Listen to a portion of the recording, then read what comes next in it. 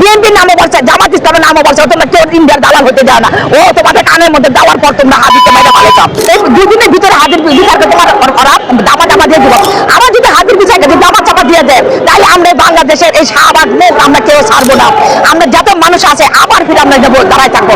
হাদির যোগ্য হতেও না, আর হবে তার কোনো ভোট আমরা দিব না, কোনো ভোট আমরা দিব না। হাদির যখন কলজার মধ্যে হাত দিয়ে দিছে, আসল জায়গাটা হাত দিছে, তোমরা কের বছর তোমরা চান্দাবাদি যেতে পারবে না, তোমরা ভালো গাড়ি না করতে পারবে না, তোমরা দেশকে সুন্দর চাও, দেশকে পরিবর্তন করো, এটা করার পরে পেরে গেছে গা। হাদি যখন এই কথা বললো তখন হাদিকে মারা দিলে। আমার মনে হয় এটার থেকে কোনো বাংলাদেশের কোনো কেউ সাথে কোনো ষড়যন্ত্র আছে না, তাদের সাথে কোনো হাত আছে বাংলাদেশের কোনো মানুষের সাথে। আমার তো মনে হয় না নির্বাচনকে দামা চাপা দেওয়ার জন্য, নির্বাচন এই করার জন্য আমার তো এটা মনে হয় না।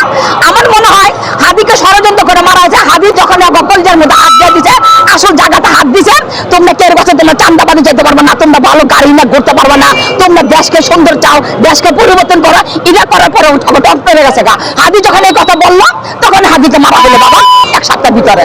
তোমরা নিজেরা জানো, তোমরা সাংবাদিকরা সবাই জানো, তোমরা ট্যাক ট্যাক ট্যাক ট্যাক করে ছবি তোলো, তোমরা ট্যাক ট্যাক করে আমার সাথে কথা শোনো, তাহলে তোমরা নিজেরা তো জানো বাবা, তোমরা তো নিজেরাই জানো, তোমার সত্যিকার ঘটনা তুমি নিজেরাই জানো। বলো, আমাকে বলো, জবাব দাও।